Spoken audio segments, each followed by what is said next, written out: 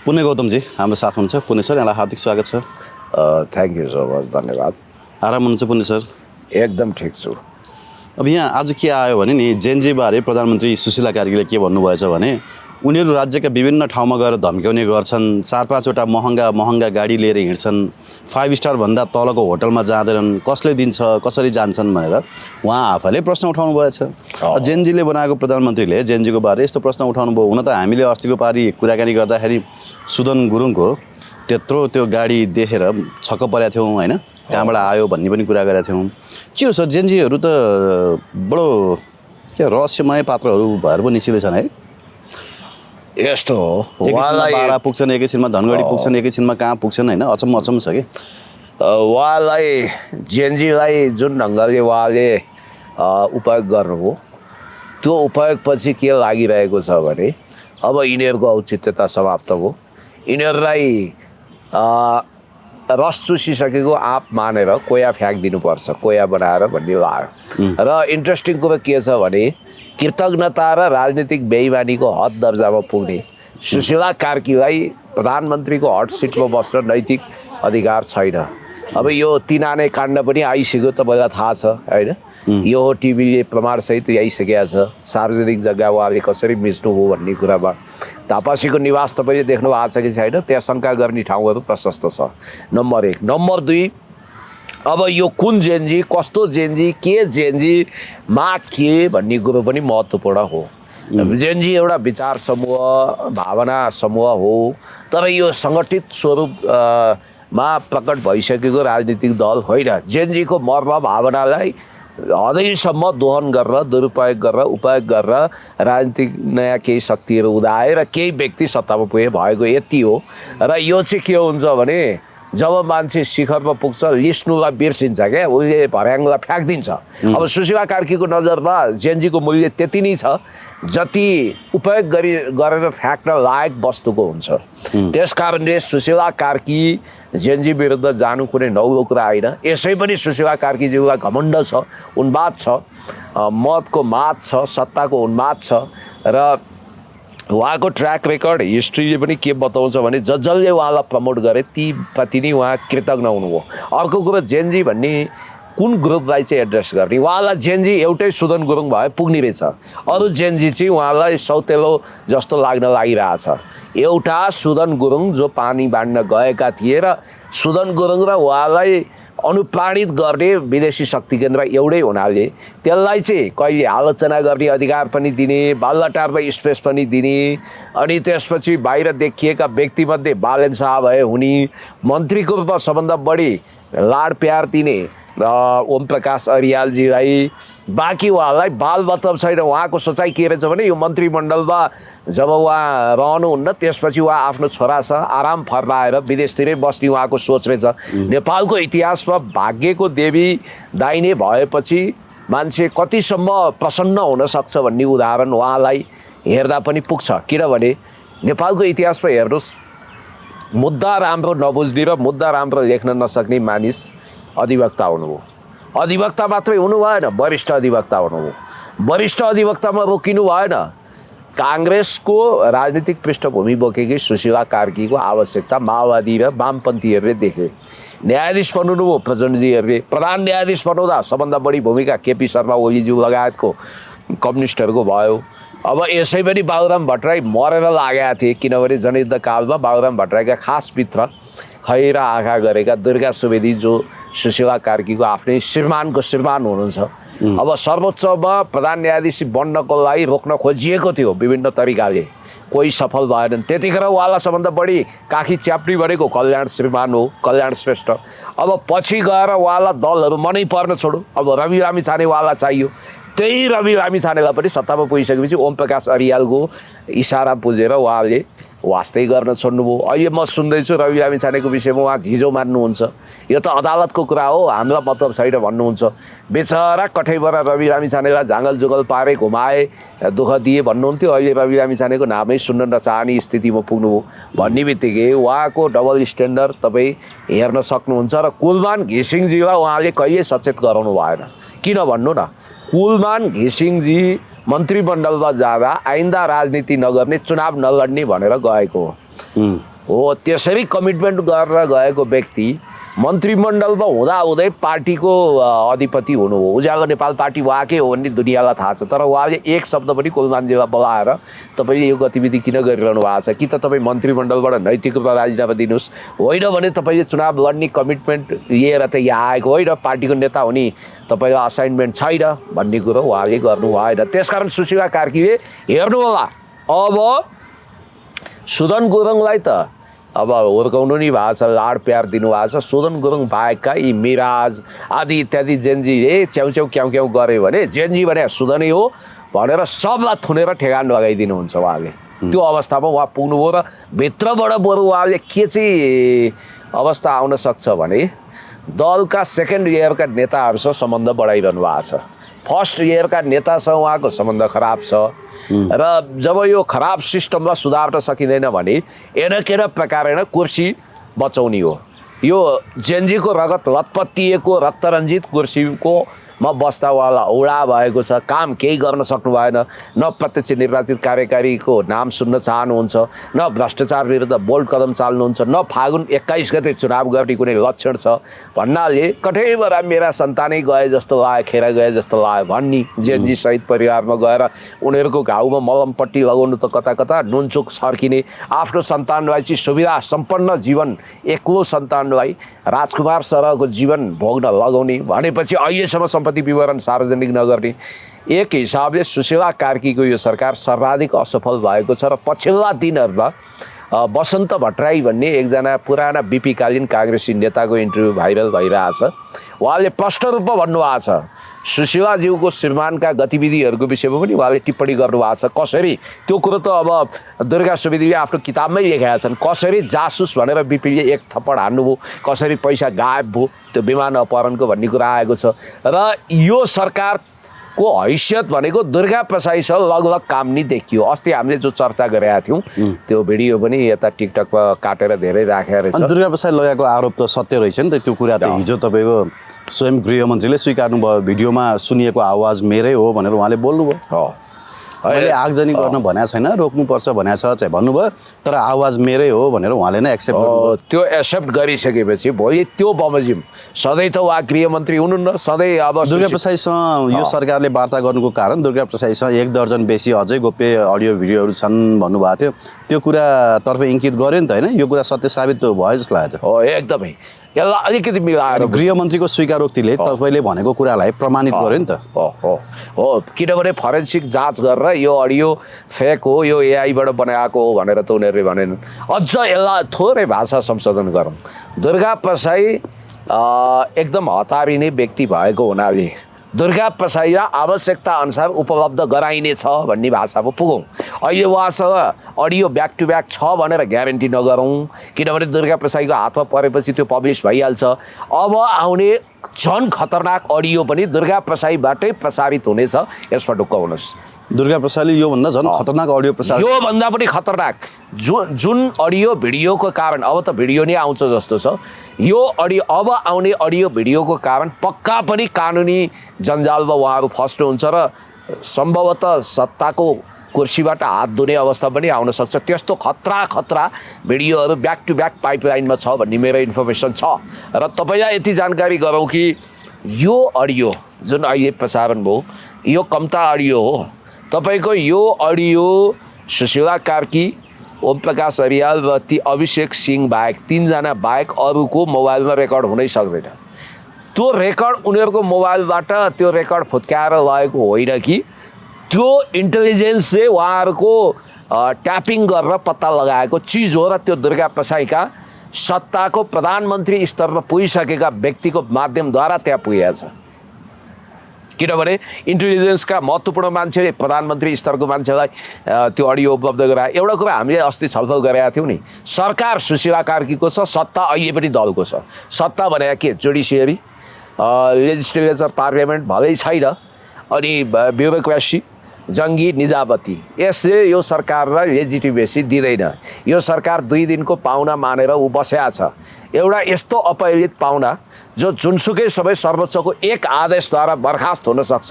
त्यसकारण यो प्रति हामी वफादार हुनु पर्दैन भनेर अहिले पनि ब्युरोक्रेसीले सोचिरहेछ। अहिले पनि फुल फ्लेजेज सहयोग गरेका छैन। अहिले पनि यो सरकारलाई अवैध ठानेर बस्नेहरू धेरै छन्। त्यसकारण तपाईँ एउटै कुरा हेर्नु न, योभन्दा अघिल्लो आइजी साहबले यो सरकारको कुरा सुन्नु भएन नि, सुन्नु भएन। यो सरकारले चाहेको गर्दै गर्नु भएन। सम्पत्ति शुद्धिकरण आयोगको अध्यक्षले त सम्पत्ति शुद्धिकरणको अध्यक्ष योभन्दा अगाडि समथिङ के खरेल हुनुहुन्थ्यो। उहाँले होइन म यस्तो कामै गर्दिनँ, यो मलाई फसाउने काम नगर्नु भनेर उहाँले त्यहाँबाट हातै धुनुभयो र अर्को व्यक्तिलाई ल्याएर राखिएको छ होला। म सुन्दैछु कि अब उहाँहरूकै सम्पत्ति सार्वजनिक भएको छैन भन्ने कुरा आएको छैन हो नि। केपी शर्मा ओलीज्यू र रमेश लेखकलाई एकचोटि बोलाउनै पर्छ भन्ने नतिजामा उहाँहरू पुग्नु भयो होला। अब कार्की आयोग आफै धर्म आएको छ। कार्की आयोगको प्रतिवेदन पनि उही रायमाझी आयोग वा मौलिक आयोगको प्रतिवेदन जस्तै डस्टबिनमा फ्याँकिने होला। नभए पनि अब क्रमशः रवि लामिछाने बोलाए, फलाना बोलाए, तिलाना बोलाए, प्रहरी प्रमुख बोलाए। अब पालो पूर्व प्रधानमन्त्री केपी शर्मा ओलीज्यू र रमेश लेखकको भनेर प्रोपोगन्डा गरिएको छ र बयानमा बोलाउन नि अब ठस गरिरहेका छन्। चिटचिट पसिरा आइरहेको छ। अब त्यो बयानमा बोलाउनु अगाडि नै सरकार अपदस्थ हुने हो कि होइन? त्यस कारणले गर्दाखेरि यो सरकार आफै यस्तो सङ्कटमा फस्यो कि त्यो सङ्कटबाट निस्किन यो सरकारमा मुस्किल छ र यसले फागुनमा चुनाव नगराउने सम्भावना 99% छ। फागुनमा चुनाव भएन भने के होला? 58 साल दोहोरिने हो कि अथवा संवैधानिक सङ्कट आउने हो? दोहोरिने भने के हो सर? 58 सालमा के भएको थियो?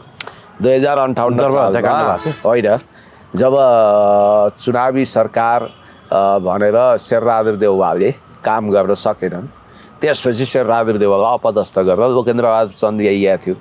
त्यसपछि सूर्यबहादुर थापा आए। त्यो भाव त्यतिखेर भन्नाले राजा ज्ञानेन्द्रले अथवा सैनिकले कुनै न कुनै हिसाबले प्रत्यक्ष सत्तामा यो सरकार पनि त अब राजा ज्ञानेन्द्रले सत्तामा हस्तक्षेप गर्ने त अहिले कुनै कानुनी आधार छैन।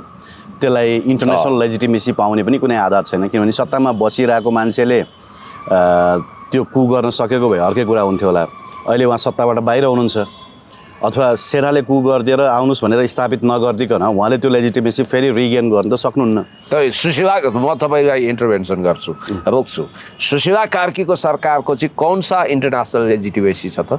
उहाँलाई राष्ट्रपतिले कुन आधारमा शपथ राजदूतहरूले गएर भेटिसकेपछि लेजिटिमेसी भएन भने? ए बाबा, राजदूतले त भोलि पोलिटिकल सिचुएसन चेन्ज हुनसक्छ। बरु तपाईँको एक हिसाबले केही गर्नु पर्दैन ल, एकछिनको लागि त्यतिखेर पनि सेनाले हिम्मत गरेर सेनाले पहिला राज्य क्याप्चर गर्ने, त्यसपछि राजालाई बुझाउने अथवा एउटा प्रोसेसमा जाने कुरो भइदियो भए अन्तरिम संविधान बनाउँथे, व्यवस्थापन गर्थे। किनभने हरेक चेन्ज सिस्टमले नै संविधान बनाउने हो। संविधान गम्भीर कुरा के हो भने घोषित रूपले यो सरकार सेनाको कु मार्फत बनेको भन्न नसकिए पनि अघोषित रूपले त यो सेनाको कु मार्फत बनेको सरकार हो नि। पानी बाँड्न हिँडेका सुदन गुरुङलाई उनले रोजेको मान्छे प्रधानमन्त्री सुम्पिनु अनि उनले रोजेको मान्छेको हातमा सरकार सुम्पिनु भनेको त सेनाले कु गरेर सुम्पेको होइन यो? जबकि तपाईँको असली जेएनजीहरू त हेरे भए बिचरा हेर्नुहोस् त, एकजना मुकेश के भन्ने भाइ खुट्टा गुमाएर अहिले पश्चातापमा रातभर निदाउन सक्दैनन् रे। मुकेश तपाईँको ट्रमा सेन्टरको सेतो पर्खालले मुकेशलाई कैद गरेको छ। बाहिर संसार चलिरहेको छ तर मुकेशको संसार बेड नम्बर 451 मा सीमित छ होइन। उनी रातभरि निदाउन सक्दैनन् होइन, दुखेर होइन रे, पश्चातापले। त्यो दिन किन आन्दोलनमा गइछु भनेर यसरी एउटा खुट्टा गुमाएर चाहिँ उनी ट्रमा सेन्टरमा मान्छेको जिन्दगी बर्बाद भएर एक मुकेश अनि यसरी लड्नेहरूलाई चाहिँ सत्ता सुम्पिएनन्। त्यो जिल्ला प्रशासन कार्यालयबाट स्वीकृति लिनेहरूलाई सत्ता सुम्पिएन सेनाले सत्ता कसलाई सुम्पियो भन्दाखेरि सुदन गुरुङको हातमा सुम्पियो। सुदन गुरुङले लगेर सुशीला कार्कीको पाउमा राख्यो भने पछाडि यो त सेनाको कुद्वारा बनेको हो नि त। अनि सुदन गुरुङ चाहिँ त्यहाँ कुन आधारले सेनाले बोलाएर गएको हो त सरकार बनाउनको लागि वार्ता गर्ने टोलीमा? जेएनजीको प्रतिनिधित्व गरेर सुदन गुरुङ कसरी गए? 38 वर्षको मान्छे सर। यो हिसाब गरेर त हाम्रो हेमन्त सेडाई बराबरको उमेरको पो रहेछ नि त। त्यति हो। के आधारले उनी गए त? न उमेर समूहको आधारले उनी जेएनजी, न आन्दोलनको आधारले उनी जेएनजी, के आधारले उनी जेएनजी त? केही न केही। अनि के आधारले सेनाले सुम्पियो त सत्ता उनको हातमा? यस, यही रहस्य भएछ, किनकि उनी इन्टरनेसनल शक्ति केन्द्रको प्यादा हुन्। अनि यो प्रश्न किन कसैले उठाउँदैन? अब यो प्रश्न उठाउनेको पनि मुख बुझो लगाइन्छ, दबाब दिइन्छ, धम्की दिइन्छ।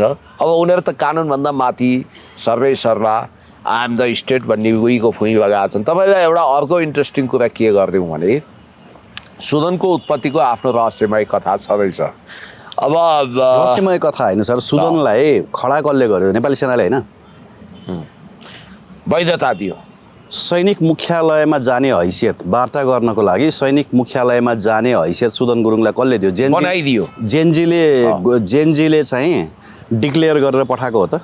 मलाई यति भन्नुहोस् त ल, त्यो दिन तपाईँहरू सबै हामी सबैजना हेरिरहेका छौँ के गर्दैछ के हुँदैछ भने हेरिरहेका थियौँ। सुदन गुरुङलाई चाहिँ जेनजीहरूले डिक्लेयर गरेर हाम्रो लिडर हो भनेर पठाएको हो त?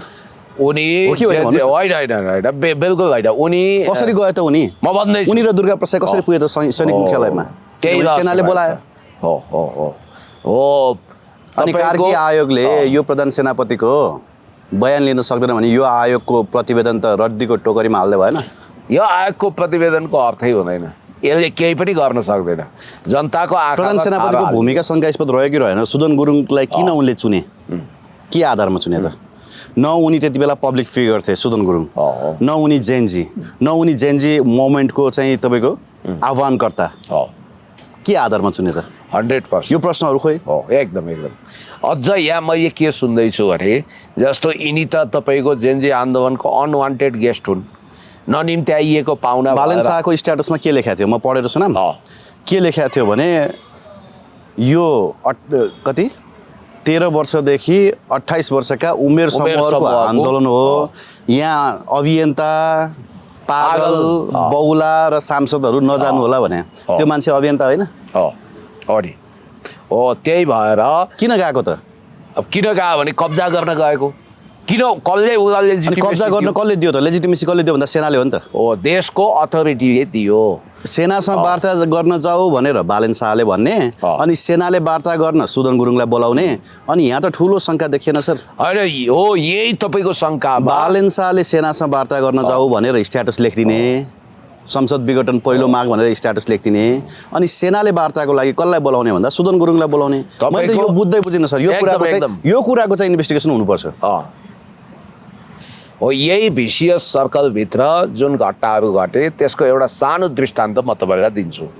जस्तो सिंहदरबार चलिरहेको थियो, सर्वोच्च अदालत चलिरहेको थियो, राष्ट्रपतिको मुटुको धड्कन तीव्र भएको थियो। अब राष्ट्रपति पुरै आत्तिएको अवस्थामा सुदन गुरुङको हस्तक्षेप राष्ट्रपति भवनसम्म सबैतिर हाहाकारे हस्तक्षेप भइरहँदा राष्ट्रपतिले सुरुमा यो केटो को हो, यसलाई किन वैधता दिने, यो मान्छे म चिन्दिनँ भन्न खोज्नु हो। तर उहाँलाई नाकमा नथी लगाएर यो मान्छे सर्वशक्तिमान छ, यो मान्छे पहुँचवाला हो, यही हो जेनजी भनेर जबरजस्ती उसको नाम लिस्ट पठाइयो। नम्बर 1।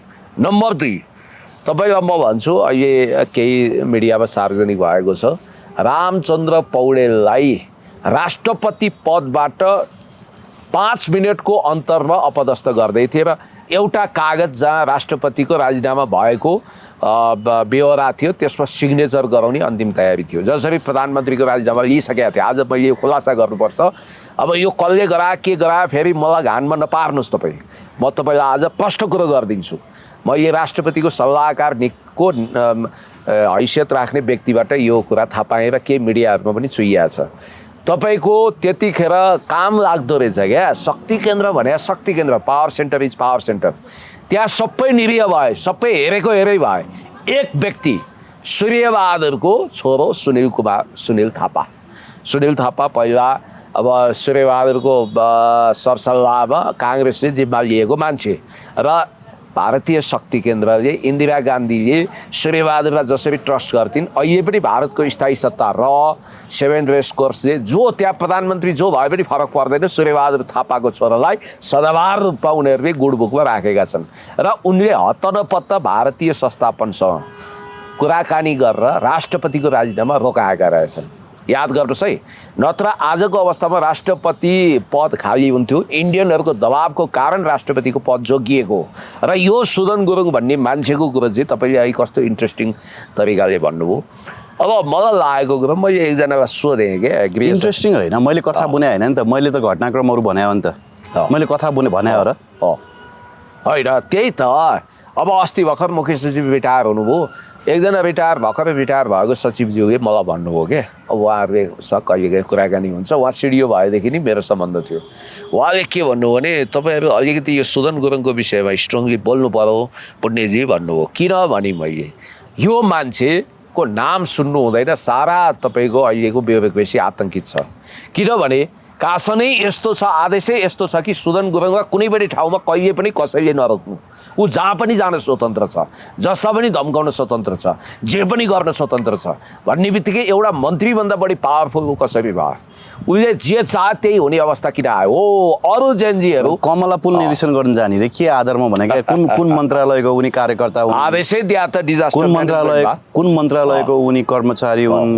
न उनी इन्जिनियर हुन् न स्ट्रक्चरल इन्जिनियर हुन् बालेन्सा जस्तो के आधारले निरीक्षण गर्नु के आधारमा न ऊ कुनै सरकारी अथोरिटी बोकेको मान्छे हो न पब्लिक फिगर हो न केही हो उसलाई जहाँ पनि फोकाफाल जान रोकटोक छैन र यो सबै जति मेरो आशंका त बलियो बन्यो क्या सर मैले सुरुदेखि नै यो मान्छे कतै न कतै नेपाल आर्मीसँग जोडिएको मान्छे हो त्यसको हेयर कट लवाई खवाई अनि सेनाले चाहिँ कमान्डो ड्रेस समेत गिफ्ट दिने भने पछाडि त यो मान्छे कतै न कतै सेनाको नेक्सससँग जोडिएको मान्छे जस्तो पो लाग्यो अब यो हुँदैन होला यस्तो भन्दा मलाई त अनुसन्धान गर्नुपर्छ डिप अनुसन्धान गर्नुपर्छ पोलिटिकल पार्टिजहरू जस्तो लुते भएर हुँदैन कि अलि आवाज उठाउनु पर्यो कि हामीले ज्यान दाउमा राखेर उठाइदिएछौँ आवाज तर यिनीहरू उठाउँदैन के आधारले दियो सेनाले के आधार एउटा सुदन गुरुङसँग देशको सिस्टम हल्लिने एउटा सुदन गुरुङसँग ब्युरोक्रेसी थरर काप्ने एउटा सुदन गुरुङसँग राजनीतिक पार्टीहरू आतङ्कित हुने एउटा सुदन गुरुङ जसको घरमा पनि पस्न सक्ने एउटा सुदन गुरुङले यो संविधानै फ्याक्ट लागेको के गरौँ भएछ भन्ने एउटा सुदन गुरुङले ककल्ला मन्त्री बनाउने म सोध्छु भन्ने बित्तिकै औकात बिनाको यो मान्छेले जुन स्पेस पाएको छ जुन हैसियत सरकारी करिडरमा उसलाई प्राप्त छ ऊ जहाँ जान पनि सक्छ जे पनि गर्न सक्छ र अर्को कुरो रहस्यमय कारोबार गरिरहेको छ धुर्मु सुन्तले कति 57 करोड खर्च गरेछन् रङ्गशालामा होइन त्यो बाहेक अन्त कति करोड गरे झन् 1 अर्ब जति उनीहरूले खर्च गरे देश विदेश सबै ठाउँमा उनीहरूको नाम छ अहिले भलै उनी रुँदै हिँडिरहेका छन् तर संसारले उसलाई चिन्छ तर उनको वेबसाइटमा आएको 62 करोडको त त्यहाँ देखिन्छ 62 करोड खर्च गर्ने मान्छेको नाम तपाईँ हामीले सुनेका थिएनौँ जेनजी आन्दोलनभन्दा अगाडि थिएन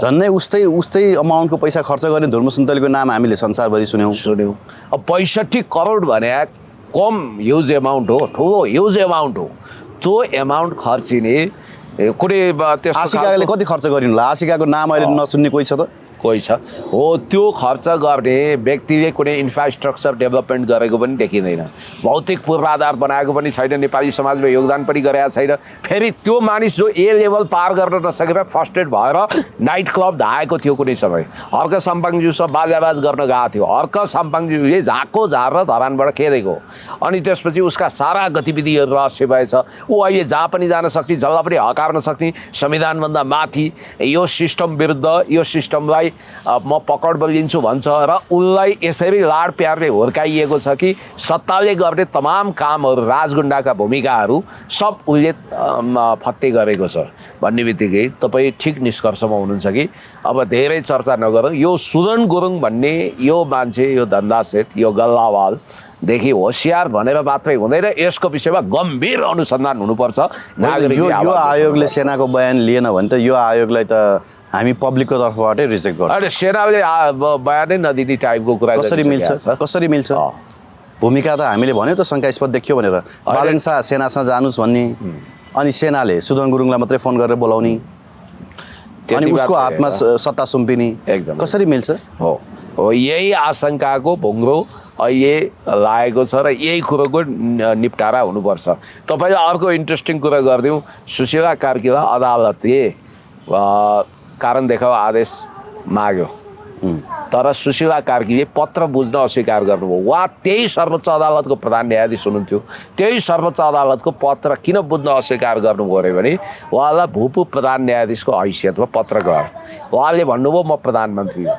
मलाई प्रधानमन्त्रीको हैसियतको पत्र चाहियो भन्ने बित्तिकै यहाँ लिङ्गरिङ छ अब यहाँनिर तपाईँले एउटा कुरा के बुझ्नुपर्छ भने हिजो दललाई गाली गरेर नथाक्नेहरू आज जेनजी आन्दोलनको वर्ब र भावनामाथि छोरा रोपेर सुशीला कार्कीको सरकार ढलिबली हुँदाखेरि विधिको थितिको शासन अन्त्य गर्दा यतिसम्म कि आदर्श श्रेष्ठ भन्ने मान्छे नेपोटिजमको आधारमा उनको श्रीमतीलाई सहसचिव सरहको जागिर दिँदा तपाईँले अस्ति इन्ट्रेस्टिङ कुरो भन्नु महान्यायाधिवक्ता जस्तो कुर्सीमा आसीन भएकी नेपालको अहिले त सबैले बोल्न थाले हैन? हो, सबैले बोल्न थाले। नेपालको हिस्ट्रीमा पहिलो महान्यायाधिवक्ताको सम्मान प्राप्त गरेकी, सौभाग्य प्राप्त गरेकी पहिलो महिला सविता बराल, पहिलो महिला महान्यायाधिवक्ता, पहिलो महिला महान्यायाधिवक्ताको सौभाग्य प्राप्त गरेकी सविता बरालजीको छोरीले सञ्चालन गर्ने संस्थाले डिम्ब प्रत्यारोपण सम्बन्धी तस्करीको काम गर्दा पनि त्यसलाई क्लिन चिट दिइएको छ। अनि आफै पनि त्यसको स्टक होल्डर।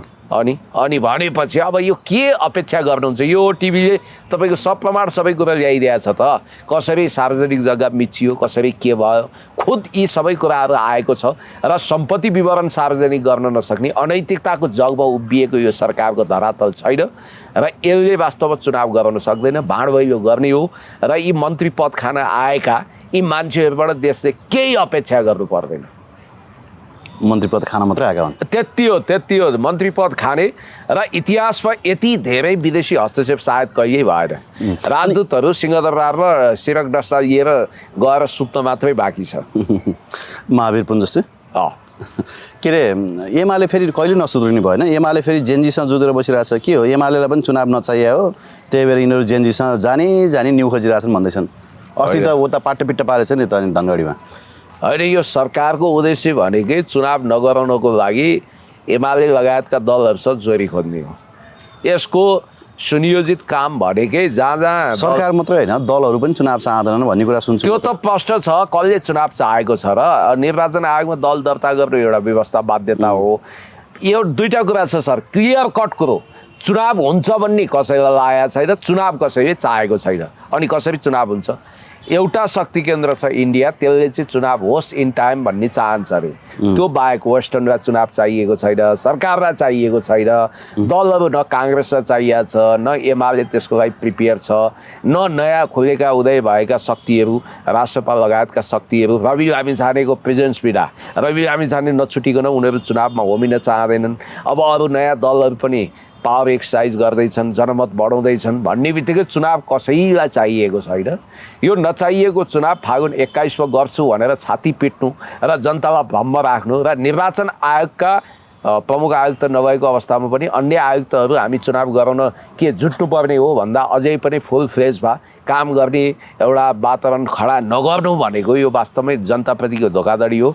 बरु खुलेआम भनिदिए हुन्थ्यो नि, यो चुनाव हामी 1 वर्षभित्र गर्छौँ भन्दा हुन्थ्यो नि। यसरी जनताको भावनामाथि खेलेर नौडी चुनावको डङ्का पिटेर शङ्काले लङ्का जलाउने अवस्था आएको छ र यो चुनाव 6 महिनाभित्र अब कति छ र? फागुन भने आयो, मङ्सिर गइसक्यो, पुस 2 महिना, 2-2.5 महिना अब हेर्नु होला। 15 दिनभित्र यो सरकार चुनाव गराउन सकिन भनेर 15 दिनदेखि 1 महिनाभित्र यो सरकार आफैले चुनाव सार्ने अवस्था आउँदैछ।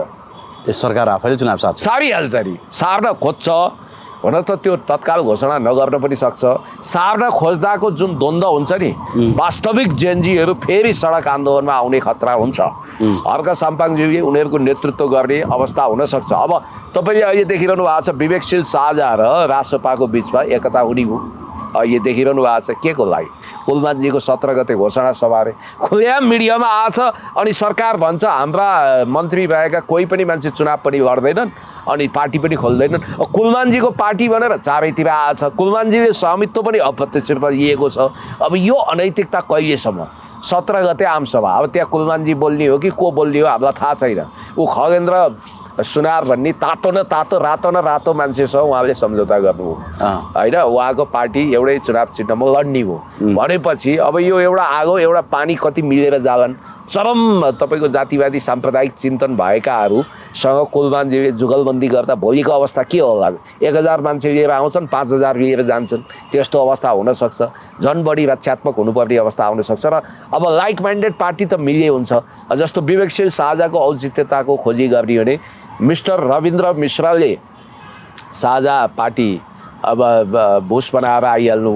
अब अहिले मिलन पाण्डे हुँदै यो समीक्षा बास्कोटाको हातमा यो पार्टी छ विवेकशील साझा त्योसँग एकता गर्दा खासै मनोवैज्ञानिक म्यासेज त जाला तर रवि लामिछाने जेलभित्र रहेको अवस्थामा राष्ट्रपालले जुन रापताप पैदा गर्नुपर्ने हो त्यो त नगरेर अब फेरि अर्को कुरा एउटा विधिमा थिति बन्नु पर्यो है। नेपाल प्रहरीमा काम गर्ने खास गरी जङ्गी सेवा भनेको संवेदनशील हो। रिटायरमेन्ट पछि के गर्ने भन्ने कुरोको पनि एउटा विधि बनाउनु पऱ्यो कि भट्टाभट्टी आइजी भइसकेका मान्छे एआइजी भइसकेका मान्छे होइन यो जुनसुकै पार्टीमा जाउन् जिन्दगीभरि तपाईँको सलामी र गुलामी गरेर बस्ने अनि भरे पार्टीमा ढलिबली गर्ने यसले गर्दा के हुन्छ भने भोलि राजनीतिक आस्था उनीहरू पेसामै रहँदा पनि प्रभावित हुन्छ। त्यसो त अघोषित रूपमा छँदैछ। कर्मचारी तन्त्रको पनि त्यही रिटायर हुने बित्तिकै राजनीतिकमा हाम फाल्ने यो देशमा त तपाईँको सबभन्दा ठुलो उद्योगै राजनीतिक भयो। एउटा सफल गायकलाई पनि कतिखेर राजनीतिकमा पुगौँ भन्ने कलाकार राजनीतिकमा आउन जुत्ती खेल्ने ए बाबा सिके हुन्थ्यो नि।